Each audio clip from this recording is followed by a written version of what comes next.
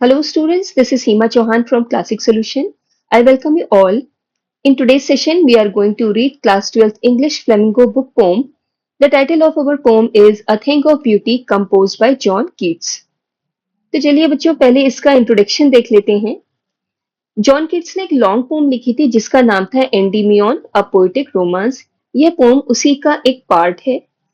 इसमें एक young shepherd की स्टोरी है जिसका नाम था एंडीमियन। वह एक भेड़ बकरी चराने वाला था और साथ ही साथ में वो पोइट भी था। वो माउंट लेटमस पे रहता था। एक बार उसे मून गॉडेस गॉडेस सिंथिया का विजन होता है और उन्हीं की सुंदरता से प्रभावित होकर के वह इस पोम को लिखता है। तो चलिए बच्चों इस पोम को पढ़ते हैं। I will explain you the pome in Hindi and then we will discuss the difficult word meaning and the poetic devices that have been used in the poem. Let's start with the poem. A thing of beauty is a joy forever. Its loveliness increases. It will never pass into nothingness, but will keep a bower quiet for us and a sleep full of sweet dreams and health and quiet breathing. Joy मतलब होता है खुशी आनंद, forever हमेशा, loveliness मतलब सुंदरता और increases मतलब होता है बढ़ते जाना, नथिंगनेस मतलब होता है कोई चीज खत्म हो जाना, समाप्त हो जाना। बोवर quite a shady place under the tree मतलब पेड़ की छांव। जब हम लोग रास्ते में जाते हैं तो देखते हैं सड़क के दोनों ओर पेड़ लगे होते हैं और वो ऊपर से उसकी जो ब्रांचेस होती हैं वो आपस में मिल जाती हैं, तो वो एक शेड क्रिएट करती हैं जिसे हम लोग बोवर कहते हैं। ड्रीम्स मतलब सपने, हेल्थ मतलब अच्छी सेहत और क्वाइट मतलब होता है शांत और ब्रीदिंग मतलब होता है सांस लेना। तो पोइट कहते हैं a thing of beauty is a joy for ever. कि थिंग ऑफ ब्यूटी ये जो सुंदरता की जो वस्तुएं हैं, जो क्रिएशन ऑफ गॉड हैं, ये सब क्या है? जॉय फॉर एवर मतलब ये हमेशा हमेशा के लिए खुशी देती हैं, आनंद देती हैं। इट्स लवलीनेस इंक्रीजेज और इसकी सुंदरता जो है वो इंक्रीज होती जाती है, बढ़ती जाती है। मतलब समय के साथ साथ जैसे जैसे समय बीतता है इसकी सुंदरता खत्म नहीं होती बल्कि इसकी सुंदरता बढ़ती जाती है। It will never pass into nothingness और ये जो सुंदरता है ये कभी भी समाप्त नहीं होती। But will keep a Bower quiet for us बल्कि ये जो है हमारे लिए एक बॉवर क्वाइट बनाती है। बॉवर क्वाइट मतलब ये सब चीजें जो है हमारे लिए एक पेड़ों के छांव की तरह है। जैसे कि हम पेड़ की छांव में जब सोते हैं तो हमें बहुत अच्छे अच्छे स्वप्न आते हैं। जब हमें अच्छी नींद आती है तो उससे हमारी हेल्थ अच्छी होती है और पेड़ की छांव में हमें बहुत क्वाइट ब्रीदिंग मतलब हम वहां पर चैन की सांस लेते हैं। तो सुंदरता की ये जो वस्तुएं होती हैं, ये सुंदरता की जितनी भी चीजें हैं जो क्रिएशन ऑफ गॉड हैं, ये क्या है? ये भी हमारे लिए एक पेड़ की छांव की तरह ही होती हैं। इनको देख करके हमें खुशी मिलती है, आनंद मिलता है। Let's discuss the poetic devices that have been used. सबसे पहले तो हमें यहाँ पर इंजैबमेंट देखने को मिलता है। Now what is enjambment? जब पोम की एक लाइन बिना किसी पंक्चुएशन मार्क के एंड हो और वही लाइन दूसरी लाइन में कंटिन्यू हो तो उसे इंजैबमेंट कहते हैं। तो इंजैबमेंट हमें ऑल ओवर पोम में यहाँ पर दिखाई देता है। नेक्स्ट पोएटिक डिवाइस यहाँ पे यूज हुआ है मेटाफर। जब पोइट कहते हैं अ बॉवर क्वाइट फॉर अस, तो बॉवर क्वाइट में यहाँ पर उन्होंने मेटाफर का यूज किया है। Now what is metaphor? Metaphor is a comparison of two different objects. तो यहाँ पर उन्होंने बॉबर क्वाइट को थिंग ऑफ ब्यूटी से कंपेयर किया है कि जिस तरीके से हमें पेड़ों की छांव जो है वो हमें सुकून देती है, उसी तरीके से जो सुंदर चीजें हैं वो भी हमें सुकून देती हैं। Next the poet says therefore on every morrow are we wreathing a flowery band to bind us to the earth। मोरो मीन्स होता है द फॉलोइंग डे या द नेक्स्ट डे, जिसे हम लोग कहते हैं टुमारो। रेथिंग मतलब होता है इनसर्कलिंग मतलब गोल गोल लपेटना। फ्लावरी बैंड मतलब फूलों का गुच्छा, फूलों का बैंड। बाइंड मतलब होता है बांधना। स्पाइट मतलब होता है इल फीलिंग्स, खराब भावनाएं। डिस्पॉन्डेंस मतलब होता है निराशा या हताशा। इनह्यूमन मतलब होता है क्रूएल या हार्श और डर्थ मतलब होता है लैक यानी कि कमी। नोबल मतलब होता है गुडनेस या काइंडनेस, और नेचर से यहाँ मतलब है अच्छे स्वभाव वाले लोग। ग्लूमी मतलब होता है सैडनेस। तो द पोएट सेज कि हम लोग जो हैं सुंदर चीजों का एक फूलों का गुच्छा बना रहे हैं, बांध रहे हैं, जो हमें इस अर्थ से बांधे रखता है। कहते हैं हम लोग हर आने वाले कल के लिए हर दिन जो है वो क्या कर रहे हैं, एक फूलों का गुच्छा तैयार कर रहे हैं जो हमें हमारी अर्थ से हमको बांधता है। कि इस धरती पे जितनी भी सुंदर चीजें हैं वो हमें हमें धरती से बांधे हुए हैं, और एक वही चीजें हैं जो हमारे जीवन जीने का सहारा है। वरना इस अर्थ पे ऐसा कुछ भी नहीं है जो जीवन जीने के लिए अच्छा हो। कह रहे हैं, इन ब्यूटीफुल चीजों के अलावा इस धरती पे है ही क्या। स्पाइट, स्पाइट मतलब इल फीलिंग्स हैं, खराब भावनाएं हैं, हताशा है, इनह्यूमैनिटी है, क्रुएलिटी है, डर्थ मतलब कि कमी है, नोबल नेचर्स यानी कि अच्छे स्वभाव वाले लोगों की। और यहाँ पे क्या है, gloomy days, gloomy days, gloomy मतलब होता है सैडनेस, और डेज मतलब दिन, और यहाँ पर जो है उदासी से भरे हुए दिन है। तो कह रहे हैं कि इस धरती पर जो है वो केवल जो क्रिएशन ऑफ गॉड है, जो सुंदर वस्तुएं हैं, एक वो ही है जो हमें धरती से बांधे रखती हैं, और वही जो है हमारे जीवन जीने का सहारा होते हैं। वरना इसके अलावा इस दुनिया में केवल खराब भावनाएं हैं, हताशा है, और क्रुएलिटी है, और अच्छे लोगों की कमी है, और हमारे दिन जो है वो सैडनेस से भरे, उदासी से भरे हुए हैं। Of all the unhealthy and over darken ways, over darken ways मतलब होता है इविल, खराब, और वेज मतलब होता है रास्ते। सर्चिंग मतलब होता है खोज करना। इन स्पाइट ऑफ के बावजूद। सम शेप्स ऑफ ब्यूटी, शेप्स मतलब होता है यहाँ थिंग्स या वस्तुएं। पॉल, पॉल मतलब होता है sadness. And dark spirit, dark मतलब होता है शैडोड, जिसपे अंधकार छा गया हो, और स्पिरिट मतलब होता है soul.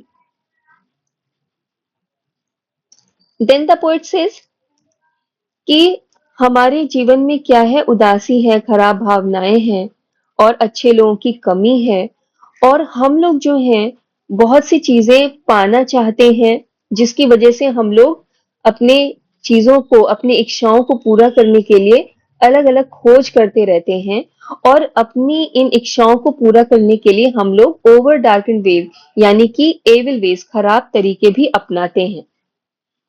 Yes in spite of all, कह रहे हाँ इन सब के बावजूद, सम शेप्स ऑफ ब्यूटी, कि कुछ सुंदरता की जो चीजें हैं, moves away the Paul, moves away मतलब हटा देती हैं, और पॉल मतलब होता है sadness.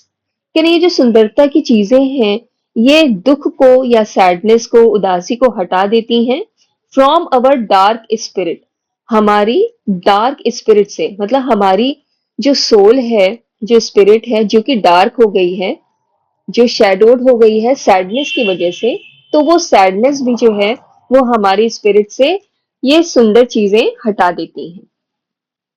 Let's discuss the poetic devices that have been used. सबसे पहले तो यहाँ पर एलिट्रेशन का यूज किया गया है, we rethink. Now what is alliteration? When two or more consecutive words are started with same consonant sound, जब एक के बाद दूसरा शब्द लगातार एक ही कॉन्सोनेंट साउंड से स्टार्ट हो रहा हो तो उसे एलिट्रेशन कहते हैं। जैसे यहाँ पे वी रेथिंग, ये डब्ल्यू डब्ल्यू से स्टार्ट हो रहा है तो यहाँ एलिट्रेशन है। फिर नेक्स्ट बैंड टू बाइंड, ये भी बी ब साउंड दे रहा है, यहाँ पर भी एलिट्रेशन है। So students, I want to give you a reminder कि अगर आप लोग को पोएटिक डिवाइसेस से रिलेटेड कोई भी प्रॉब्लम हो तो उसका भी वीडियो चैनल पे अपलोड हो चुका है, आप लोग उसे भी जरूर चेकआउट करें, तो आपको फिगर ऑफ स्पीच और पोएटिक डिवाइसेस समझने में आसानी होगी। फिर इसके बाद में यहाँ पे एनाफोरा का यूज देखने को मिलता है। Now what is anaphora? When two or more consecutive lines are started with same word, जब दो या दो से ज्यादा एक के बाद एक लगातार आने वाली लाइन्स एक ही शब्द से स्टार्ट हो रही हो तो उसे एनाफोरा कहते हैं। जैसे यहाँ ऑफ, नोबल, ऑफ ऑल, तो ये दोनों लाइन्स जो हैं एक के बाद एक ऑफ से स्टार्ट हो रही हैं, यहाँ पे एनाफोरा है। देन नेक्स्ट यहाँ पर मेटाफर का यूज किया गया है। जब पोएट ये कह रहे हैं a flowery band to bind, तो फ्लावरी बैंड में यहाँ पे मेटाफर का यूज किया गया है। यहाँ पर फ्लावरी बैंड को सुंदर चीजों से कंपेयर किया गया है, तो यहाँ पे मेटाफर है। और जैसा कि मैंने आप लोग को बता दिया था कि ऑल ओवर पोम में यहाँ पे हमें इंजैबमेंट देखने को मिलता है। Such the sun, the moon, trees old and young, sprouting a shady boon for simple sheep, and such are daffodils with the green world they live in, and clear rills that for themselves a cooling covert make gainst the hot season the mid forest break. Old मतलब पुराने, young मतलब नए, और sprouting means होता है उगना या growing. Shady मतलब होता है छायादार, एंड बून मतलब होता है ब्लेसिंग्स या आशीर्वाद। सिंपल शीप सीधी सादी भेड़ें। Daffodils are the types of flowers. Green world यहाँ पे फॉरेस्ट को बोला गया है। क्लियर मतलब होता है साफ, स्वच्छ, एंड रिल्स मतलब होता है पानी का झरना। कूलिंग मतलब होता है ठंडक देने वाला, एंड कॉवर्ट मतलब होता है सीक्रेटिव या रहस्यमयी। हॉट सीजन गर्मी का मौसम। मिड मतलब बीच में, फॉरेस्ट यानी जंगल, and brake brake is thick mass of fern, ये एक तरह के हरे प्लांट होते हैं। तो ये लाइंस पिछले स्टैंजा से कॉन्टिन्यूड है, जब पोएट ये कहते हैं कि हमारी डार्क स्पिरिट से कुछ सुंदर वस्तुएं जो हैं वो सैडनेस हटा देती हैं। फिर वो यहाँ पर कुछ सुंदर वस्तुओं के नाम बताते हैं, जैसे कि such the sun, the moon, जैसे कि सूरज, चंद्रमा। ट्रीज ओल्ड एंड यंग, पेड़ जो कि कुछ पुराने हैं और कुछ नए, स्प्राउटिंग मतलब कुछ नए पेड़ जो उग रहे हैं। अ शेडी बून, वो एक तरह के छायादार आशीर्वाद हैं। फॉर सिंपल शीप, सीधी सादी भेड़ों के लिए। तो पोएट ये कहते हैं कि जो जो ये सन है, जो मून है, और ये जो पेड़ हैं जो कुछ पुराने हैं और कुछ नए पेड़ जो उग रहे हैं, ये सब छाया देते हैं, और ये जो छाया है ये आशीर्वाद के समान है सिंपल शीप के लिए, मतलब ये जो सीधी सादी भेड़ें हैं उनके लिए। And such are daffodils with the green world they live in. फिर वो कहते हैं कि जो डैफोडिल्स के जो फूल हैं वो हरे भरे संसार में यानी कि हरे भरे जंगल में उगे हुए हैं, वो भी बहुत सुंदर लगते हैं। एंड क्लियर रिल्स, और स्वच्छ पानी के जो झरने हैं, that for themselves a cooling covert, जो अपने आप में क्या है, एक ठंडक देने वाली चीज है। और ये एक रहस्यमयी स्थान से निकल रहे हैं, ये नहीं पता चलता। झरने जो हैं वो पहाड़ों से निकलते हैं, लेकिन किसी को पता नहीं होता कि वो कहाँ से आ रहे हैं। लेकिन जब वो झरने नीचे आते हैं तो वो आसपास की सब जगहों को ठंडा कर देते हैं। तो ये जो स्वच्छ पानी के जो झरने हैं, ये आसपास की जगहों को ठंडा कर रहे हैं। Make gains the hot season, और जो गर्मी का मौसम जो आ गया है उसको ये ठंडा कर रहे हैं। मतलब इन सभी चीजों के लिए जो क्लियर रिल्स हैं वो एक ठंडक का खजाना बन करके आए हुए हैं। The mid forest brake, further the poet says कि मिड फॉरेस्ट ब्रेक मतलब कि जंगल के बीचों बीच जो है वो फर्न के घने झाड़ हमें देखने को मिलते हैं। आइए देख लेते हैं कि पोएट ने कौन कौन से पोएट्रिक डिवाइसेस का यूज यहाँ पर किया है। कूलिंग कॉवर्ड, यहाँ पर एलिट्रेशन का यूज किया है। कूलिंग कॉवर्ड, एक के बाद ये दूसरा जो वर्ड लगातार आ रहा है, ये सेम कॉन्सोनेंट साउंड यानी स साउंड से स्टार्ट हो रहा है, यहाँ पे एलिट्रेशन है। देन यहाँ पर इमेजरी का यूज किया है। इमेजरी का यूज रीडर्स के माइंड में एक इमेज क्रिएट करने के लिए किया जाता है। जब पोएट ये कहते हैं क्लियर रिल्स, तो साफ पानी के जो झरने हैं वो गिर रहे हैं, तो हम लोग अपने माइंड में एक इमेज बना लेते हैं पानी के गिरने की। और यहाँ पर इंजैबमेंट भी देखने को मिलता है कि ये लाइंस जो है बिना किसी पंक्चुएशन मार्क के एंड हो रही हैं। देन नेक्स्ट, यहाँ ओल्ड एंड यंग में एंटीथीसिस का यूज किया गया है। Now what is antithesis?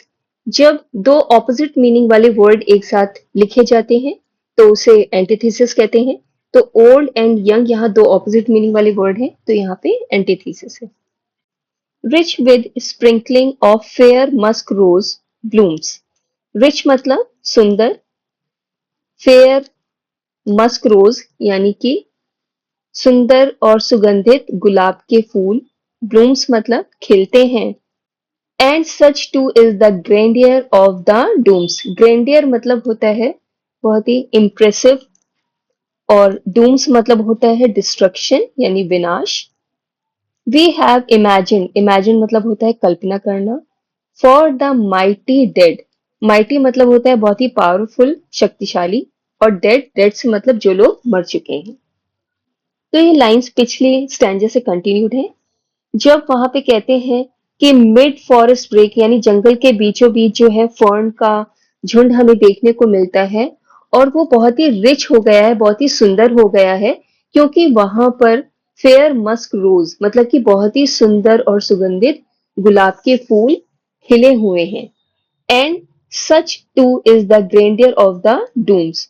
और फिर पोएट कह रहे हैं कि ये जो बहुत ही इम्प्रेसिव स्टोरी है, जो डूम्स की मतलब कि जो विनाश की है, वो भी बहुत ही इम्प्रेसिव है, वो भी हमें प्रभावित करती हैं।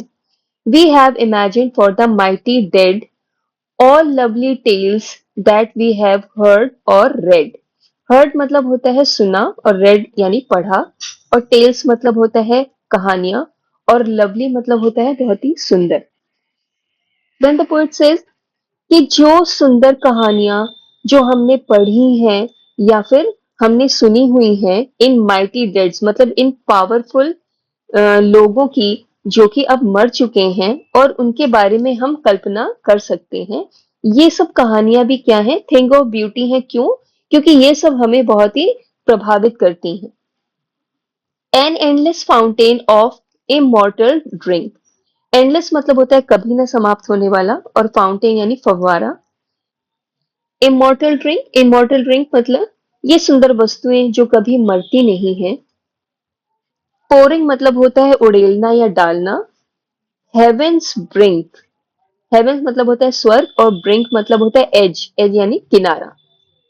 तो पोइट ये कह रहे हैं कि स्वर्ग के किनारे से जो गॉड है वो हमारे ऊपर एक इमॉर्टल ड्रिंक का झरना उड़ेल रहे हैं।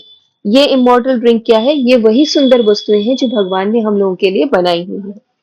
तो वो लगातार हेवन के किनारे से जो है वो हम लोगों के ऊपर इन सुंदर वस्तुओं की बरसात कर रहे हैं, जो कभी भी समाप्त नहीं होंगी। तो पोइट ये कह रहे हैं कि भगवान जो है वो हेवन के किनारे से हमारे ऊपर एक ऐसा फाउंटेन, एक ऐसा फव्वारा जो है वो हमारे ऊपर डाल रहे हैं, जो कि बहुत ही सुंदर वस्तुओं का है, और ये ऐसी सुंदर वस्तुएं हैं जो कभी भी समाप्त नहीं होंगी। Let's discuss the poetic devices that have been used. सबसे पहले यहाँ पे मेटाफर देखने को मिलता है इमॉर्टल ड्रिंक। यहाँ पर इमॉर्टल ड्रिंक मतलब कि जो सुंदर वस्तुएं हैं उससे इसको कंपेयर किया जा रहा है, तो यहाँ पर मेटाफर है। नेक्स्ट यहाँ पर इमेजिनी का यूज किया गया है। जब पोइट ये कह रहे हैं फेयर मस्क रोज, तो हम लोग इमेजिन कर सकते हैं कि सुंदर गुलाब के फूल खिले हुए हैं।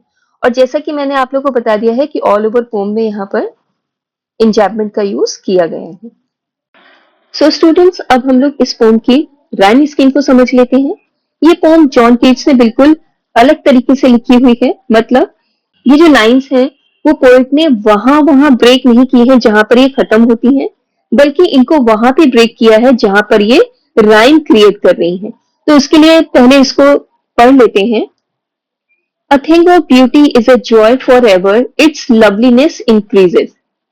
तो ये वाली जो लाइन है ये इंक्रीजेस पे खत्म होती है, लेकिन जॉन कीट्स ने उन्हें यहाँ पर ब्रेक कर दिया है।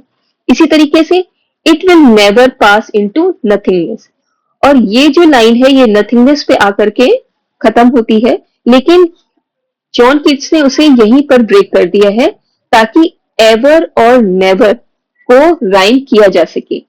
इसी तरीके से but still will keep a Bower quiet for us, ये लाइन अस पे खत्म हो रही है, और जॉन कीट्स ने उसे कीप पर ही ब्रेक कर दिया है ताकि कीप और स्लीप को आपस में राइम किया जा सके।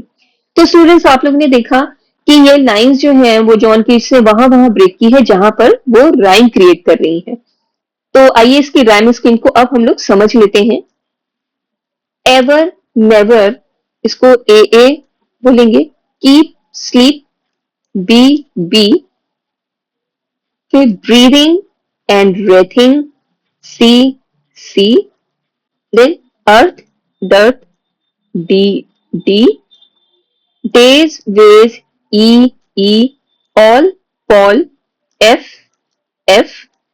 then moon, boon, G, daffodils, rills, H, make, break, I, blooms, dooms, J, dead, red, K, drink and drink, L.